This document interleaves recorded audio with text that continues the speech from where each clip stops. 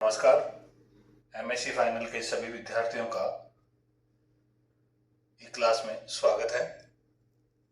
Paper 500 एक चल रहा है, यूनिट 4 फोटो केमिस्ट्री। इसी में आगे बढ़ते हुए आज का टॉपिक है रेडिएटिव डीएक्टिवेशन। जो डीएक्टिवेशन के प्रोसेस थे वो नॉन रेडिएटिव और रेडिएटिव थे। अपन ने लास्ट क्लास में पढ़ा था। रेडिएटिव जो प्रोसेस थे या रेडिएशन जो प्रोसेस थे वो दो प्रोसेस थे, फ्लोरोसेंस और फॉस्फोरोसेंस। अर्थात जो एनर्जी इमिट हो रही थी वो लाइट के रूप में हो रही थी, और जो नॉन रेडिएटिव प्रोसेस थे उसमें जो एनर्जी बाहर निकल रही थी वो हीट के रूप में निकल रही थी। तो रेडिएटिव प्रोसेस में पहला है फ्लोरोसेंस। फ्लोरोसेंस की डेफिनेशन देखें तो returning of excited state into ground state by emitting energy in the form of light with retention of multiplicity। अर्थात जो एक्साइटेड स्टेट है सिंगलेट, उससे डायरेक्ट एनर्जी इमिट करते हुए वापस ग्राउंड स्टेट में आ जाती है, और दोनों स्टेटों की जो मल्टीप्लिसिटी है वो सेम है। उसकी भी मल्टीप्लिसिटी सिंगलेट है और इसकी भी मल्टीप्लिसिटी ग्राउंड स्टेट की भी सिंगलेट है। फ्लोरोसेंस इज अलाउड प्रोसेस, इसलिए जो ट्रांजिशन हो रहा है वो सेम मल्टीप्लिसिटी में हो रहा है, इसलिए ये जो प्रोसेस है वो अलाउड प्रोसेस है, because there is no change in multiplicity and it is also a faster process.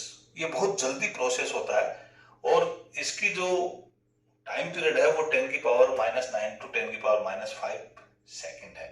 अर्थात फ्लोरोसेंस को हम किस प्रकार दर्शा रहे हैं, जेब्लोस के डायग्राम में भी अपन ने दर्शाया था।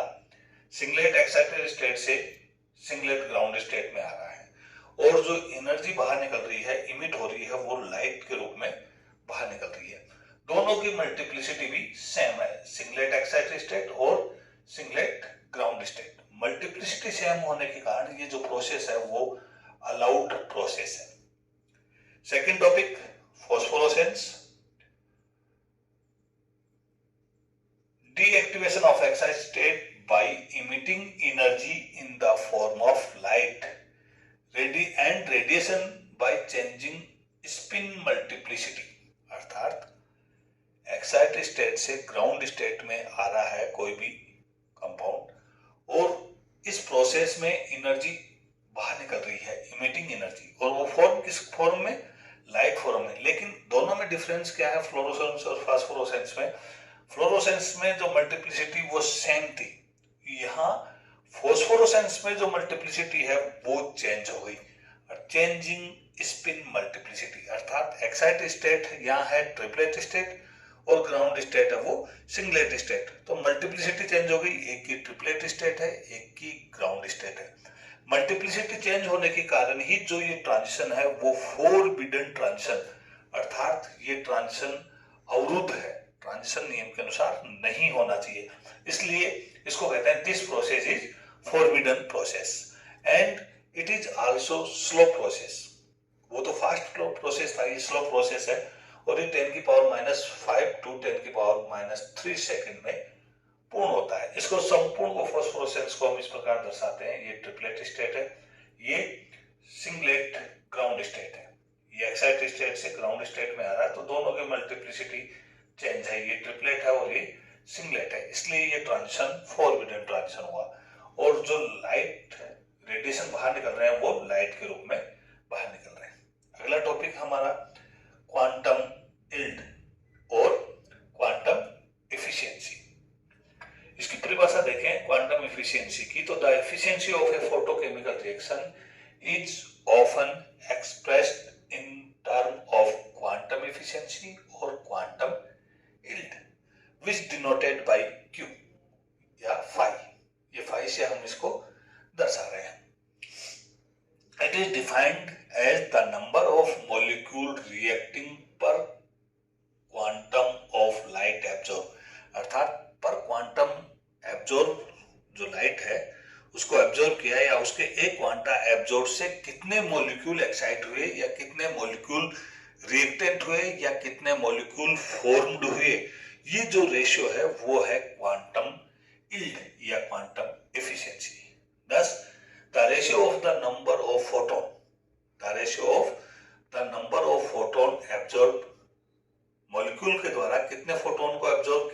की संख्या, and the number of molecule taking part in the photochemical reaction is quantum yield. अर्थात क्वांटम यील्ड का देखें तो क्वांटम यील्ड फाई बराबर number of molecule reacting in given time and same time upon number of quantum of radiation absorb in the same time. अर्थात कितने radiation absorb हुए और उन एब्जॉर्प्शन से कितने मॉलिक्यूल रिएक्ट किया, इस दोनों के रेशियो को क्वांटम यील्ड कहते हैं। अर्थात फाई बराबर number of molecule of product formed upon number of Einstein of radiation absorb. अर्थात जो प्रोडक्ट फॉर्म्ड हो रहा है उसके आधार पे हम क्वांटम यील्ड की कैलकुलेशन इस फॉर्मूला द्वारा कर सकते हैं। 10 ये आइंस्टीन क्या है, 10 देखो इधर, 10 द एनर्जी एब्जॉर्ब पर molecule of the reacting substance is called 1 Einstein. अर्थात एक मॉलिक्यूल के द्वारा कितने क्वांटा का एब्जॉर्प्शन हुआ वो एनर्जी क्या कहलाई, 1 आइंस्टीन कहलाई।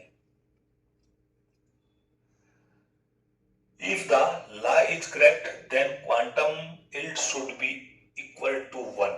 अगर ये रेशियो सेम है, अर्थात एक क्वांटा एब्जॉर्ब से एक ही मॉलिक्यूल एक्साइटेड हो रहा है या प्रोडक्ट फॉर्म्ड कर रहा है, तो उसकी क्वांटम यील्ड का मान 1 होगा। लेकिन कई रिएक्शन है जिनका क्वांटम यील्ड का मान 1 से कम या 1 से ज्यादा होता है। For overall reaction quantum yield may और may not be equal to 1, but in the same reaction mostly is polymerization, and in chain reaction the quantum yield is very high, up to 10 की power 7 तक होता है। कौन सी में, polymerisation reaction, और quantum yield का मान इसके लिए ज्यादा होगा या चेन रिएक्शन के लिए।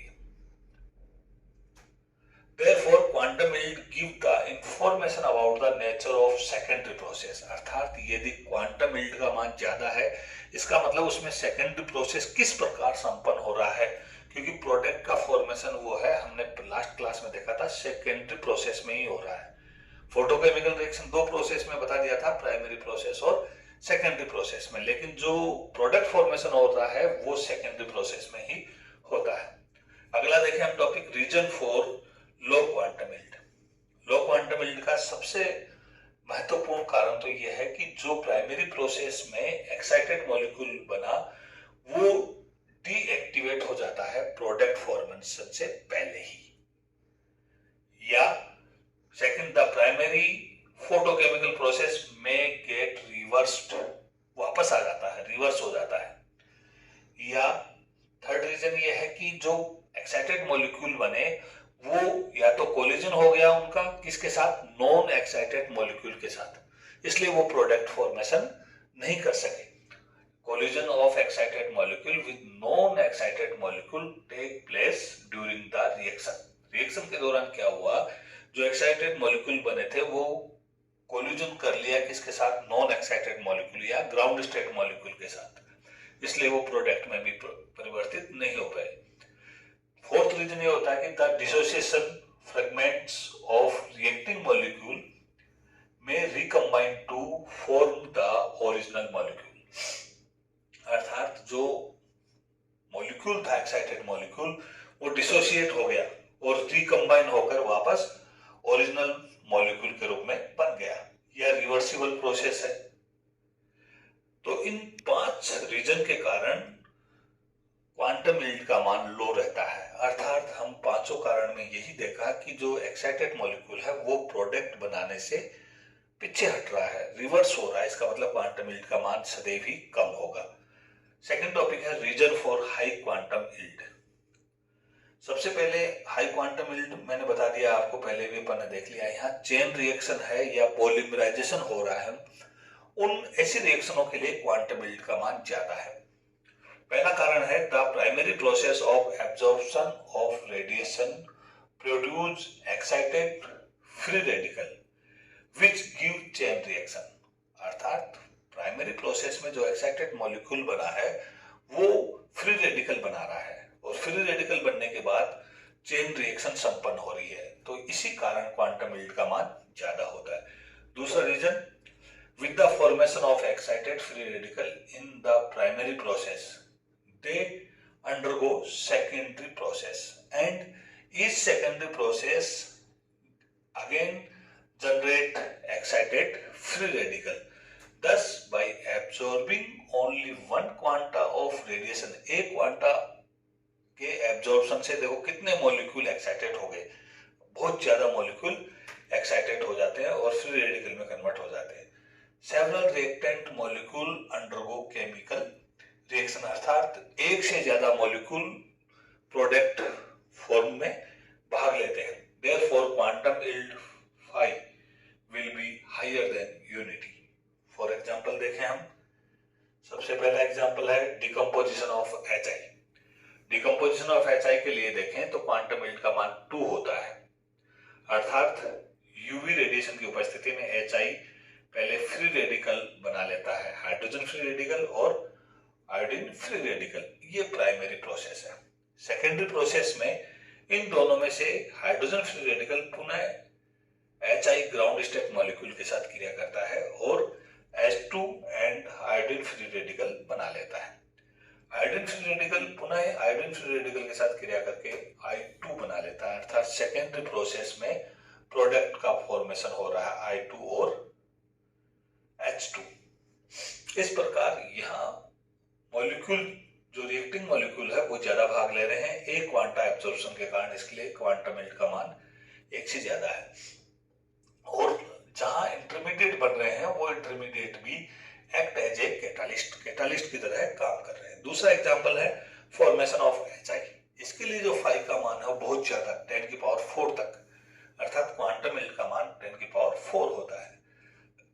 देखें H2 plus Cl2 UV radiation 2HI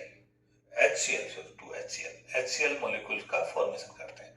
सबसे पहले जो मैकेनिज्म है इसकी चेन इनिशिएशन स्टेप होगी, उसमें एक क्वांटा एब्जॉर्प्शन से chlorine molecule chlorine free radical में परिवर्तित हो जाएगा. फिर क्लोरीन फ्री रेडिकल H2 के साथ क्रिया करके HCl बनाएगा और H फ्री रेडिकल बनाएगा. H फ्री रेडिकल पुनः Cl2 के साथ क्रिया करके HCl और Cl फ्री रेडिकल बनाएगा. ये दोनों पद है वो चेन प्रोपेगेशन स्टेप कहलाती है, अर्थात चेन को वृद्धि करने वाले पद है.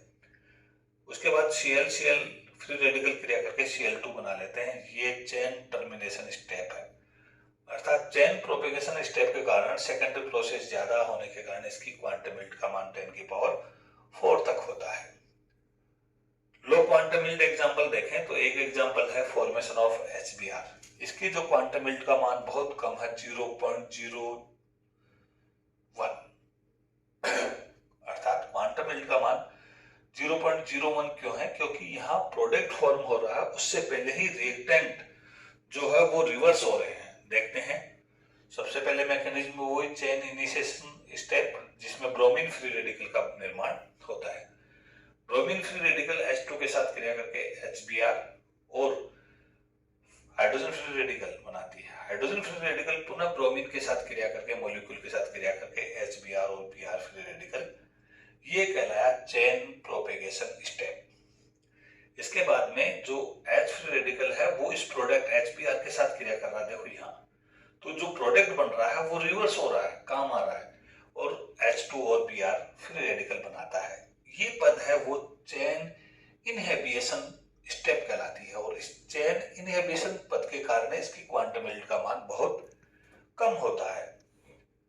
इसके बाद ये चेन टर्मिनेशन स्टेप अर्थात समाप्ति पद ब्रोमीन फ्री रेडिकल दोनों क्रिया करके Br2 बना लेते हैं. इस प्रकार यहाँ प्रोडक्ट है वो रिवर्स हो रहा है, इसीलिए क्वांटम यील्ड का मान बहुत कम है. धन्यवाद.